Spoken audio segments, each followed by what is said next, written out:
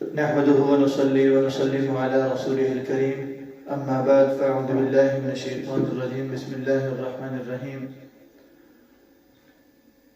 محترم ناظرین و سامعین، میں ہوں آپ کا میزبان محمد سعید جگوال رحمت رمضان ٹرانسمیشن کے ساتھ. امید ہے آپ سب خیر و عافیت سے ہوں گے اور رمضان المبارک کی مقدس ساعات سے بھرپور فائدہ اٹھاتے ہوئے اللہ رب العزت کی رحمتوں کو لوٹ رہے ہوں گے. آج کے ہمارے جو مہمان ہیں وہ کسی تعارف کے محتاج نہیں ہیں.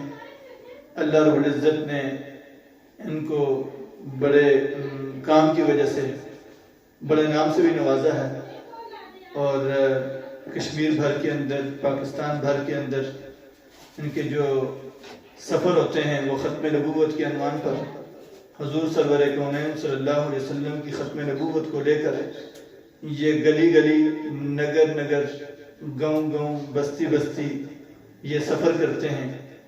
میری مراد جنرل سیکرٹری عالمی مجلس تحفظ ختم نبوت آزاد کشمیر مولانا عادل خورشید صاحب یہ بھی یہاں پہ تشریف رکھتے ہیں.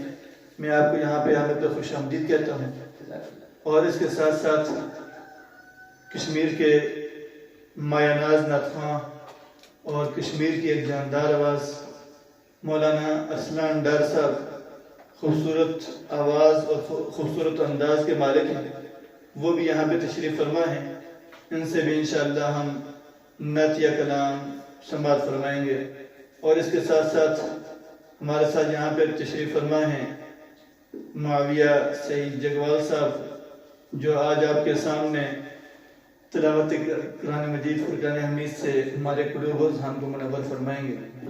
میں زیادہ وقت آپ حضرات کے لیے بغیر گزارش کروں گا معاویہ صاحب سے کہ وہ تلاوت قرآن مجید فرقان حمید سے ہمارے قلوب و اذہان کو منور فرمائیں. اعوذ باللہ من الشیطان الرجیم بسم اللہ الرحمن الرحیم انا اعطیناک الکوثر فصل لربک وانحر ان شانئک هو الابتر. صدق اللہ العظیم.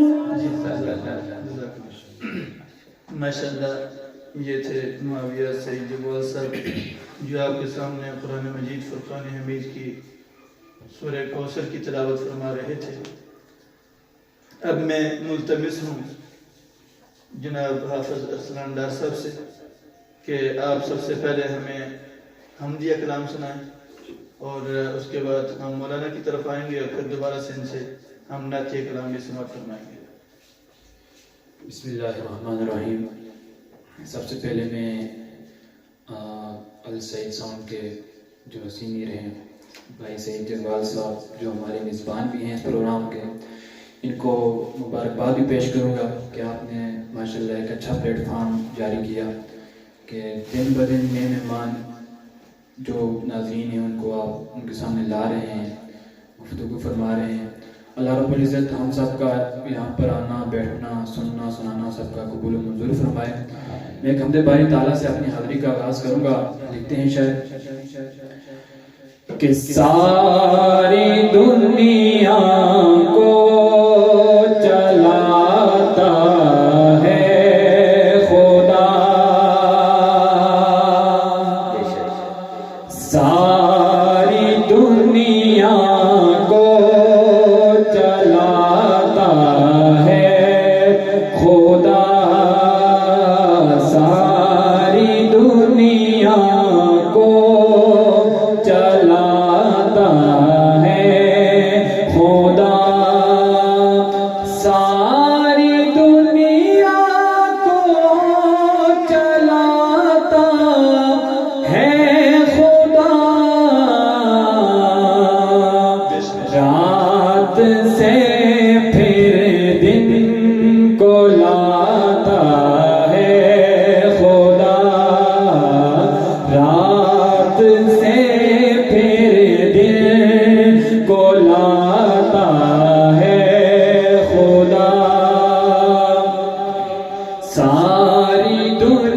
دنیا کو چلاتا ہے خدا، اور جانور انسان اس کا کھاتے ہیں، جانور انسان اس کا کھاتے ہیں، اور پرندوں کو کھلاتا ہے خدا، اور پرندوں کو کھلاتا ہے خدا، ساری دنیا کو چلاتا ہے خدا، اور زلزلے سیلاب اور یہ بارشیں، زلزلے سیلاب اور یہ بارشیں،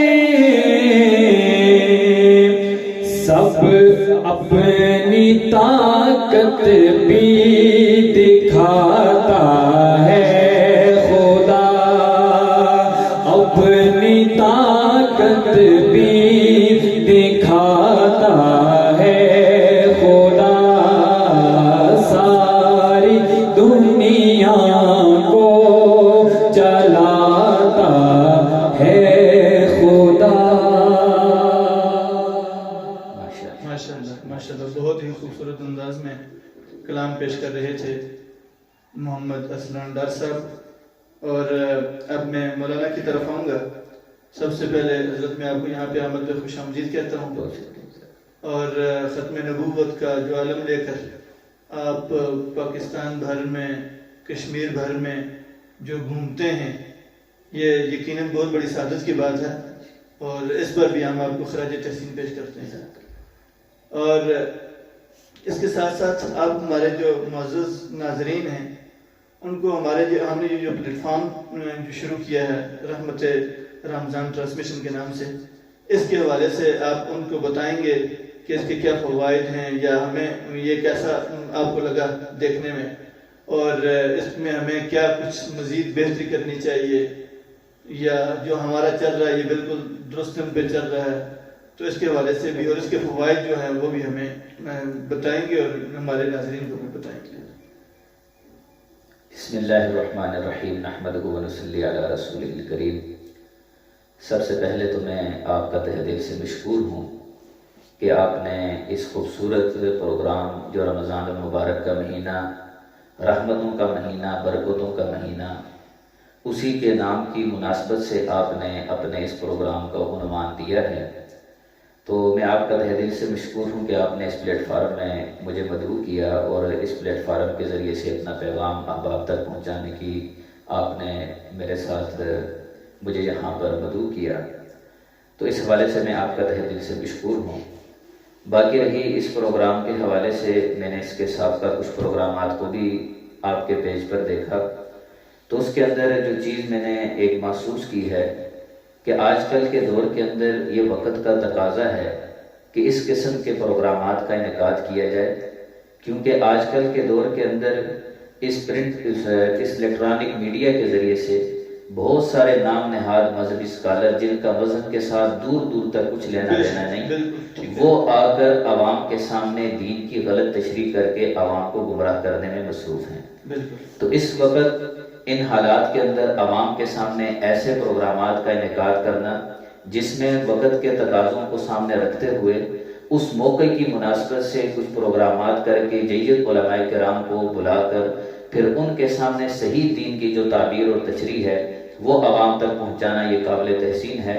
تو یقیناً وہ سارے فضائل جس کے بارے میں اللہ رب العزت نے قرآن پاک کے اندر جا بجا فرمایا کہ اس امت کا فریضہ ہے، کنتم خیر امت اخرجت للناس تأمرون بالمعروف وتنہون عن المنکر وتؤمنون باللہ، گویا کہ اس کا عملی مصداق ہے، اور اس کے ساتھ ساتھ سرکار دو عالم محبوب کائنات جناب نبی کریم محمد رسول اللہ صلی اللہ علیہ وسلم، آپ کے بارے میں تو اللہ تعالیٰ نے خود فرمایا کہ آپ فرما دیجئے کہ یہ ہے میرا راستہ کہ میں لوگوں کو اللہ کی طرف، اللہ کے احکامات کیا ہیں ان کی طرف میں لوگوں کو بلاتا ہوں، علی بصیرت، حکمت کے ساتھ، بصیرت کے ساتھ، یہ میرا بھی کام ہے اور میرے ماننے والوں کا بھی کام ہے، انا ومن اتبعنی۔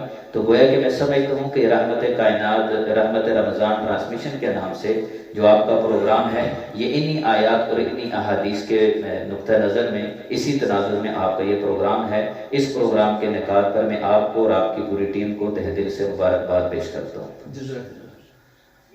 اس کے ساتھ ساتھ مولانا، جیسے آپ کو پتہ ہے کہ رمضان المبارک جو ایک مقدس مہینہ ہے، اللہ رب العزت نے ہمیں عطا کیا ہے، اور یقیناً بہت سارے لوگ دنیا کے اندر ایسے بھی ہیں جو اس سے بھرپور فائدہ اٹھاتے ہیں، اور بہت سارے لوگ ایسے بھی ہیں جو اس سے بھرپور فائدہ نہیں بھی اٹھا پا رہے۔ اس کی ایک وجہ میں یہ سمجھتا ہوں کہ وہ حقوق کا نہ پتہ ہونا۔ جب بھائی کو بھائی کے حقوق کا پتہ نہیں ہوتا تو وہ بھائی کی اس طرح قدر و منزلت نہیں کرتا، اس کا وہ مقام کو پہچانتا نہیں ہے۔ بچے کو اپنے والدین کے مقام کا اگر پتہ نہیں ہوگا، ان کے حقوق کا پتہ نہیں ہوگا، تو وہ ان کا اس طرح ان کی قدر نہیں کر پاتا۔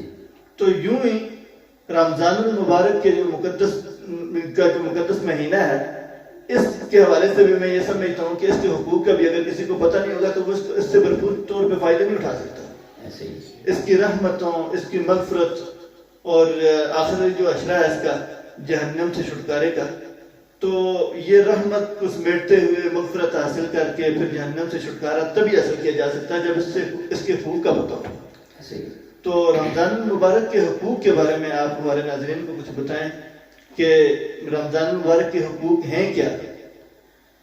جی صحیح جگوال بھائی، آپ نے بہت اہم سوال پوچھا ہے۔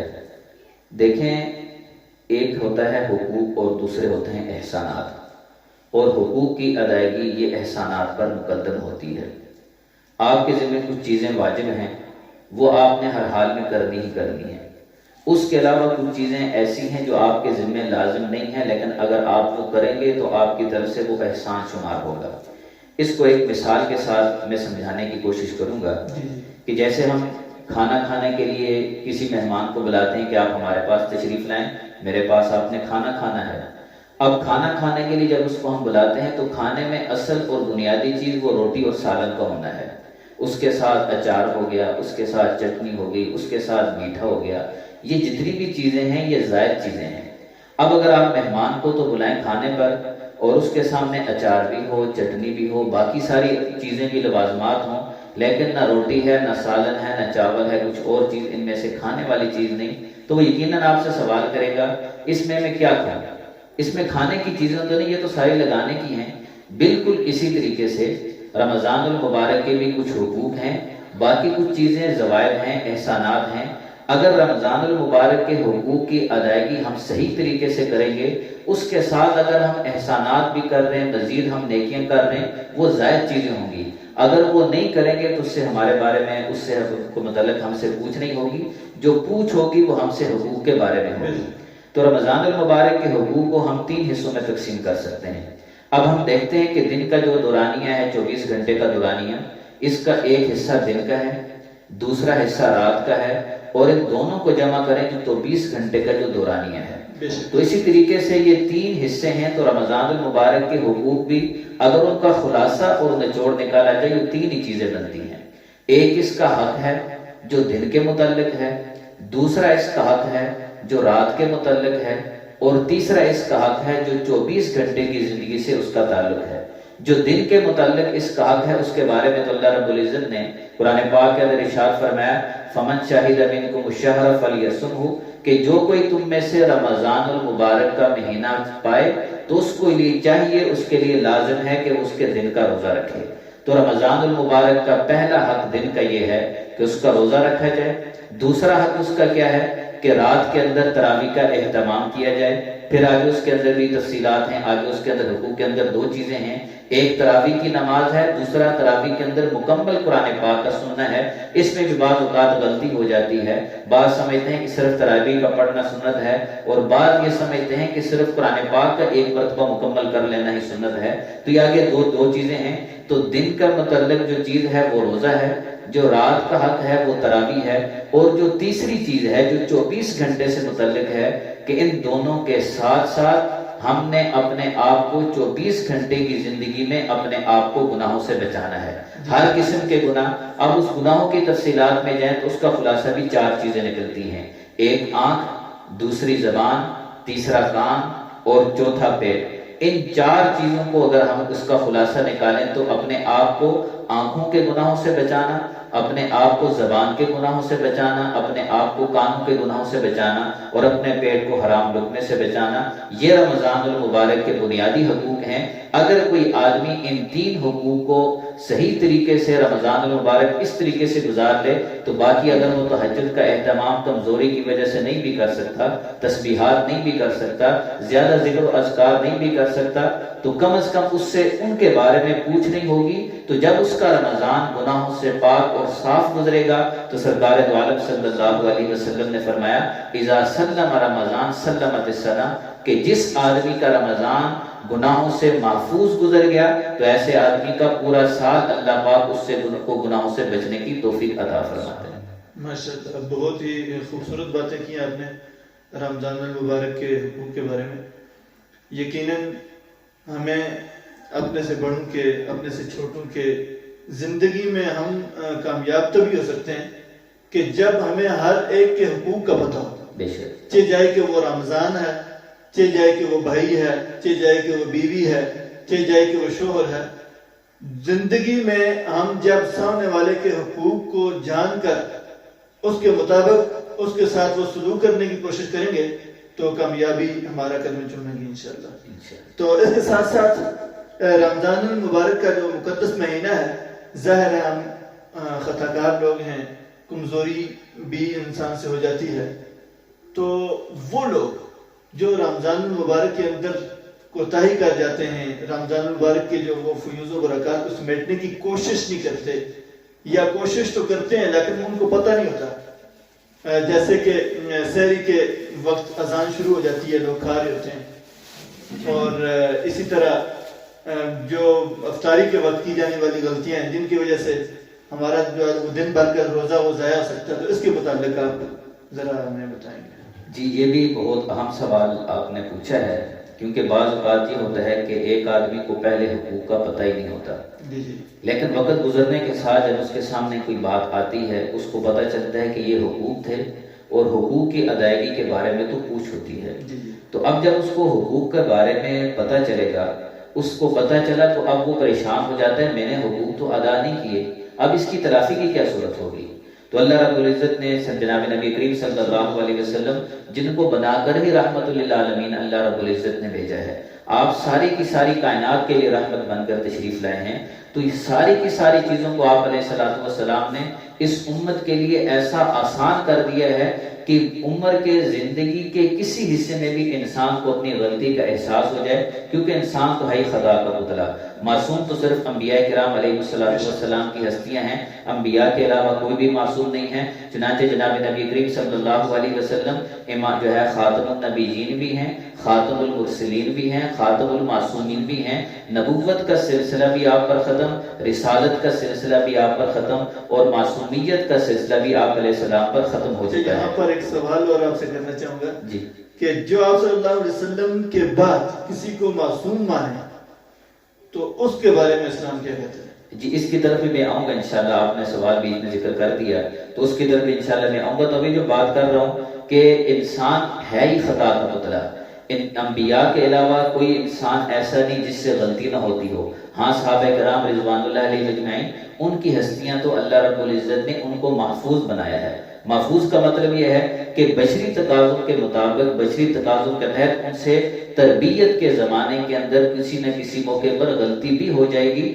لیکن اس غلطی کو وہ اللہ سے توبہ کر کے ایسے اپنے نامہ اعمال سے دھلوائیں گے کہ اس دنیا سے جانے سے پہلے ان کے نامہ اعمال سے وہ غلطی ختم ہو جائے گی۔ اور اللہ رب العزت نے اسی وجہ سے ان کے بارے میں یہ بھی اعلان فرمایا رضی اللہ عنہم ورضوا عنہ، کہ اللہ بھی ان سے راضی ہے اور یہ بھی اللہ سے راضی ہیں۔ اور یہ وہ پروانہ ہے کہ جس پروانے کے لیے جنتی جب جنت میں چلے جائیں گے، سب سے آخر میں جس اعلان پر جنتیوں کو سب سے زیادہ خوشی ہوگی وہ یہی اعلان ہوگا کہ آج کے بعد میں تم سے کبھی ناراض نہیں ہوں گا۔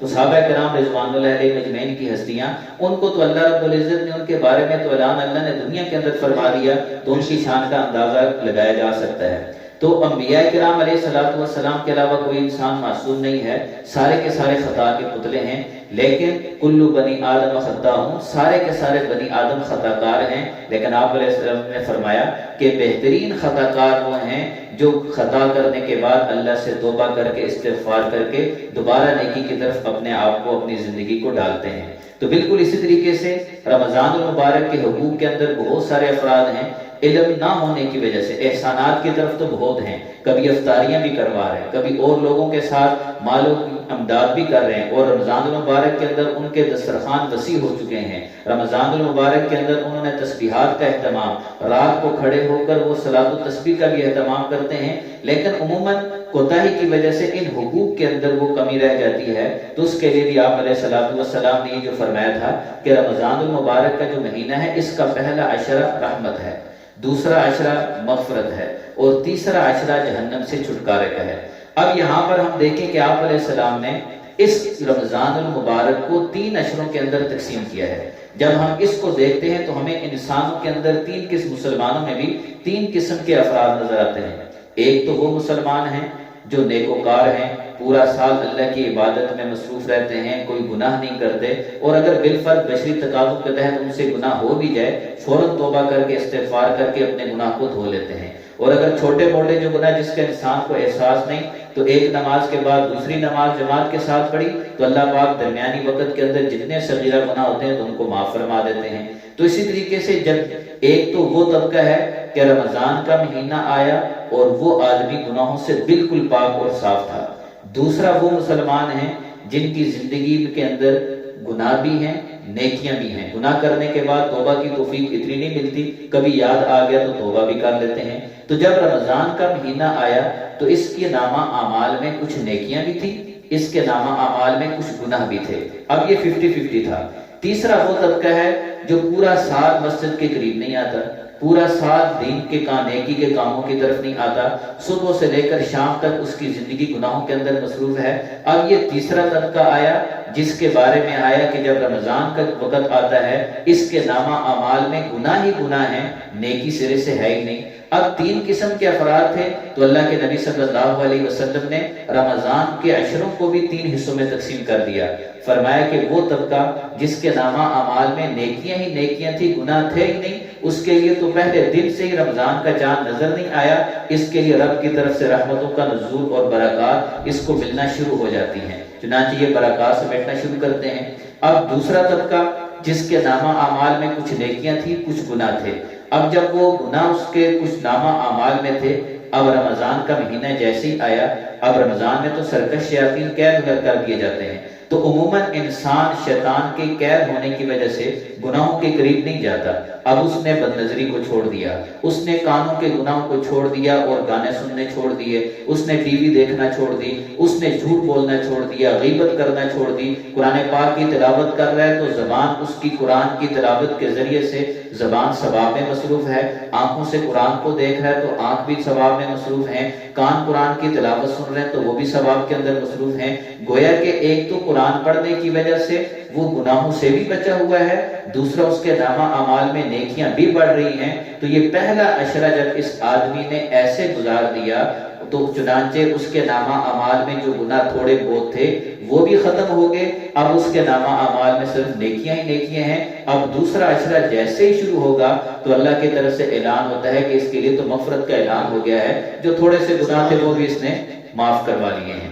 اب رہ گیا تیسرا طبقہ جس کے نامہ اعمال میں نیکیاں تھی نہیں، اب وہ پہلا عشرہ شروع ہوتا ہے پھر بھی مسجد میں نظر نہیں آتے، دوسرا عشرہ شروع ہوتا ہے بس روزہ رکھ لیا، کبھی مسجد میں آگے کبھی نہیں آئے، لیکن جیسے ہی تیسرا عشرہ شروع ہوتا ہے آپ نے دیکھا ہوگا کہ اپنی مساجد کے اندر عموماً جو اعتکاف میں بیٹھنے والے لوگ ہوتے ہیں وہ زیادہ نیک لوگ نہیں ہوتے، بلکہ بہت سارے طبقہ افراد ایسے بھی ہوتے ہیں جو کبھی پورا سال ہمیں مسجد میں نظر نہیں آتے۔ اب گویا کہ انہوں نے اپنے ڈیرے ڈال دیے مسجد کے اندر، اب جیسے ہی مسجد کے اندر وہ آیا موبائل بھی گھر کے اندر اور ٹی وی بھی گھر کے اندر، میوزک کے آلات بھی گھر کے اندر، اب وہاں پر اس نے بیٹھ کر کچھ بھی نہ کرے، وہ پورا دن سویا رہے گا، کوئی گناہ کا کام نہیں کرے گا روزے کی حالت میں، شام کو مسجد کے اندر ہے تراویح پڑھے گا۔ اسی طریقے سے اس عشرے کے اندر تو ہر رات کے اندر اور خصوصاً طاق راتوں کے اندر ایک رات ایسی بھی آتی ہے جو 1000 راتوں سے افضل ہے، گویا کہ اس کو وہ رات بھی مل جاتی ہے، اس رات میں وہ تراویح بھی پڑھ لیتا ہے، کچھ تھوڑی بہت تلاوت بھی کرتا ہے۔ تو چنانچہ رمضان کا جیسے ہی آخری عشرہ شروع ہوتا ہے تو وہ آدمی جس کے نامہ اعمال میں گناہ ہی گناہ تھے، اللہ پاک فرماتے ہیں کہ اس آدمی کو بھی میں نے جہنم سے چھٹکارا دے دیا ہے، کیونکہ اس نے اپنے گناہوں سے آخری عشرے کے اندر آ کر ایسی توبہ کی ہے کہ میں نے اس کے گناہوں کو معاف کر دیا ہے، پہلے جو جہنم کا اس کے بارے میں فیصلہ تھا اب وہ فیصلہ بھی میں نے اس سے موڑ دیا ہے۔ چنانچہ یہی وجہ ہے کہ جب ایسا آدمی کہ جس رمضان مہینے کے اندر نیک آدمی وہ بھی برکات کو سمیٹ رہا ہے، تھوڑا سا گناہگار آدمی اس کے لیے بھی دوسرے عشرے سے مغفرت کا اعلان، زیادہ گناہگار آدمی اس کے لیے بھی جہنم سے خلاصی کا اعلان ہو گیا، اتنی آسانی کے ساتھ، کچھ بھی نہیں کیا، صرف 3 کام، روزہ، تراویح اور گناہوں سے بچنا، صرف یہ 3 کام کرنے پر اللہ کی طرف سے اس کے بارے میں یہ انعام ہوتا ہے۔ تو چنانچہ آپ علیہ السلام نے فرمایا، چنانچہ وہ آپ نے حدیث مبارکہ اکثر لوگوں نے سنی ہوئی ہے کہ ایک مرتبہ آپ علیہ السلام نے منبر کے ایک زینے پر پاؤں رکھا تو فرمایا آمین، دوسرے پر پاؤں رکھا تو آمین۔ تو صحابہ کرام رضوان اللہ علیہ اجمعین نے بعد میں پوچھا کہ اس کے بارے میں اس سے پہلے ہم نے یہ چیز نہیں دیکھی جو آج ہم نے دیکھی، تو آپ علیہ السلام نے فرمایا کہ جبرائیل امین علیہ السلام تشریف لائے تھے، انہوں نے 3 بد دعائیں کی تھی، میں نے تینوں بد دعاؤں پر آمین کہا ہے۔ اب آپ خود اندازہ لگائے بد دعا کرنے والے کون ہیں؟ فرشتوں کے سردار۔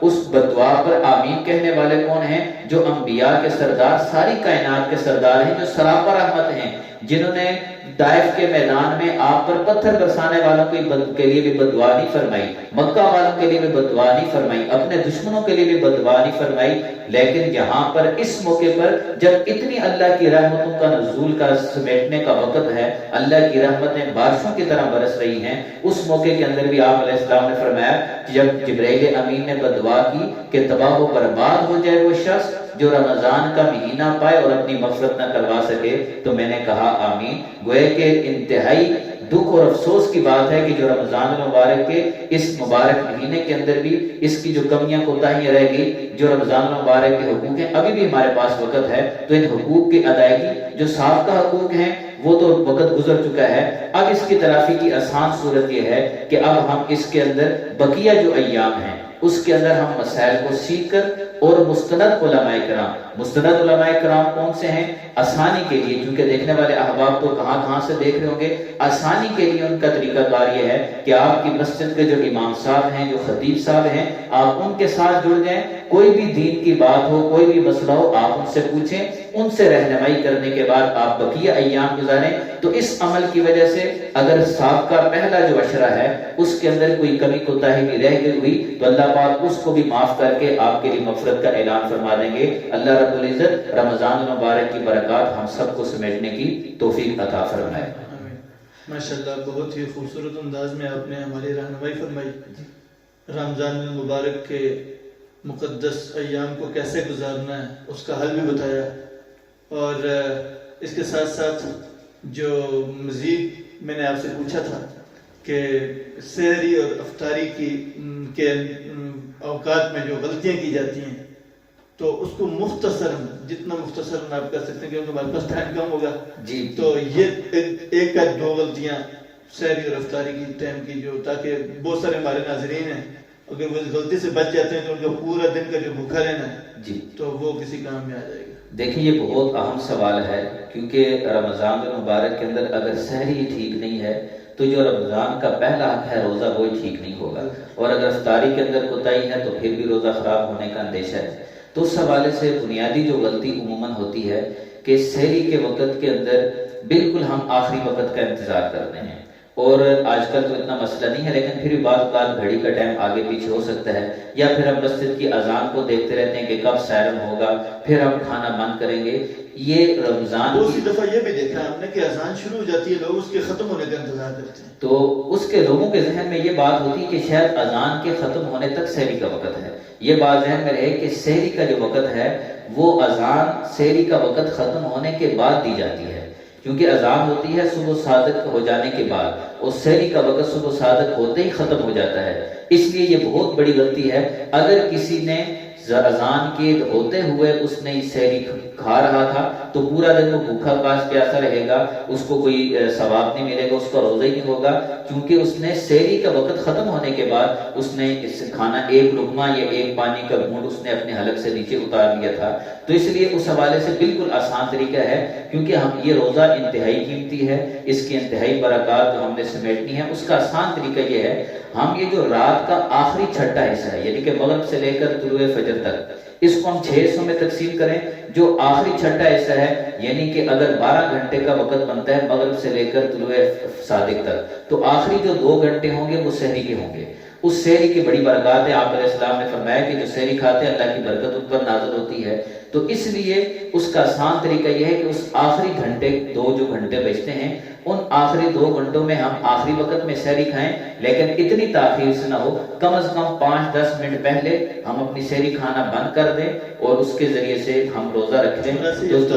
اور اسی طریقے سے افطاری کے اندر البتہ یہ معاملہ ہے کہ افطاری کے اندر جلدی کرنا، یہ بھی آپ علیہ السلام فرمائے کہ میری امت اس وقت تک جو ہے رحمتوں کے سائے میں رہے گی، تباہ و برباد نہیں ہوگی، کہ جس وقت تک وہ افطاری کے اندر جلدی کرتے رہیں گے. تو اس لیے افطاری کے اندر جیسے ہی افطاری کا وقت ہو، عموماً اس میں یہ بھی ہو جاتا ہے کسی بعض اوقات ہمارے پاس گھڑی نہیں ہوتی، ہم کہتے ہیں کہ ابھی اذان نہیں ہوئی لیکن وقت ہو چکا ہے کیونکہ باہر اندھیرا ہو چکا ہے. اس طریقے سے یہ غلطی نہیں کرنی چاہیے، بلکہ سکون کے ساتھ جیسے اب آپ کو یقین ہو جائے مسجد کی، محلے کی مسجد میں جیسے ہی اذان ہو، اذان ہونے کے بعد اس وقت آپ افطاری کریں. تو اس طریقے سے آپ کا روزہ بھی ٹھیک رہے گا، افطاری بھی ٹھیک رہے گی. تو جب سحری اور افطاری ہماری ٹھیک ہے تو ہمارا روزہ بھی محفوظ رہے گا. جزاک اللہ خیر.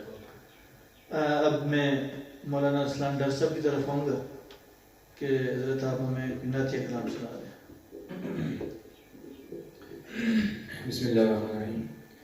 ہمارے ایک استاد ہیں حضرت سید اجاز حسین شاہ کاظم صاحب، ان کا کلام، ان کے اشعار پڑھ کے اجازت چاہوں گا. لکھتے ہیں شاید: نبی کی عظمت، نبی کی رفعت میں رب کا دیکھو کلام آیا. نبی کی عظمت، نبی کی رفعت میں رب کا دیکھو کلام آیا. کہیں کہیں پر درود آیا، کہیں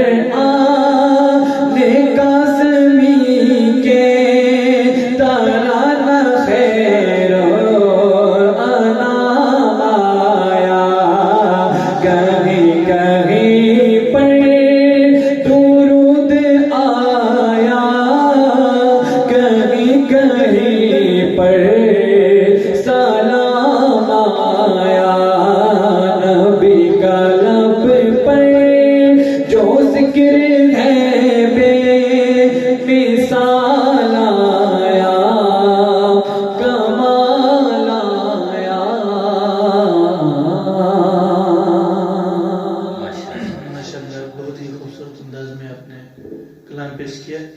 آخر میں ایک دو اشعار شان صحابہ پر اگر ایک کلام ہو جائے تو. شان صحابہ پہ ایک خوبصورت کلام.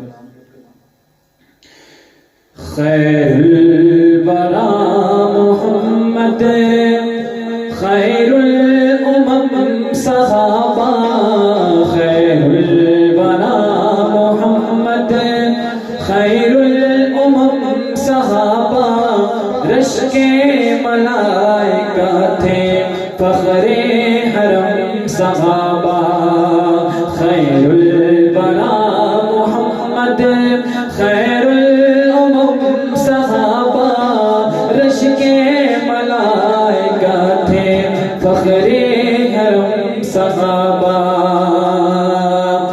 اور ان کے سروں پہ ہر دم برپا رہی قیامت. ان کے سروں پہ ہر دم برپا رہی قیامت. ان کے سروں پہ ہر دم برپا رہی قیامت. ہنس کر گلے لگاتے ہنس کر گلے لگاتے ہر ہر ستم صحابہ. ہنس ہنس گلے لگاتے ہر ستم صحابہ. رشک ملائکہ تھے فخر حرم صحابہ. خیر الورا محمد خیر الامم صحابہ. رشک ملائکہ تھے فخر حرم صحابہ. اور قرآن کے مبلغ اسلام کے محافظ. قرآن کے مبلغ اسلام کے محافظ. قرآن کے مبلغ اسلام کے محافظ. لہرا گئے ہندی کا لہرا گئے ہندی کا لہرا گئے ہندی کا. ہر سو علم صحابہ. رشک ملائکہ تھے فخر حرم صحابہ. خیر الورا محمد خیر الامم صحابہ. رشک ملائکہ تھے فخر حرم صحابہ. اور قرآن میں جا بجا ہے اوصاف ان کی وارثی. قرآن میں جا بجا ہے اوصاف ان کی وارثی. قرآن میں جا بجا ہے اوصاف ان کے وارث. بابے غم صحابہ پہلے کرم صحابہ. رشک ملائکہ تھے فخر حرم صحابہ. خیر الورا محمد خیر الامم صحابہ. رشک ملائکہ تھے فخر حرم صحابہ. ماشاءاللہ بہت ہی خوبصورت انداز میں آپ نے صحابہ کی شان میں کلام پیش کیا. اللہ رب العزت آپ کے ذوق میں آپ کی آواز میں آپ کے انداز میں مزید برکتیں عطا فرمائے. اور آخر میں میرے جتنے بھی سننے والے ناظرین ہیں ان سے اس امید کے ساتھ اجازت چاہوں گا کہ ہمارا پروگرام آپ کو امید ہے بہت اچھا لگ رہا ہوگا. اور میرے پاس آنے والے جتنے بھی مہمان حضرات ہیں ان کو بھی جو آنے والے وقتوں میں بھی آئیں گے تو ان سے بھی میں یہ گزارش کروں گا کہ وقت سے پہلے ہمارے ساتھ رابطہ کریں تاکہ ہم ایک تاریخ ایک دن طے کر کے تو ہم اپنے اس پروگرام کو شیڈول کو آگے ہم چلا سکیں. اور آج کے اس پروگرام میں آنے والے جو میرے مہمان حضرات ہیں ایک بار پھر ان کا شکریہ ادا کروں گا. آپ کی آمد ہمارے لیے اور ہمارے ناظرین کے لیے باعث خوشی ہوئی. اللہ رب العزت آپ کو اپنی شایان شان اجر عظیم عطا فرمائے. اور انشاءاللہ کل حاضر ہوں گے رحمت رمضان ٹرانسمیشن کے ساتھ. اللہ حافظ فی امان اللہ.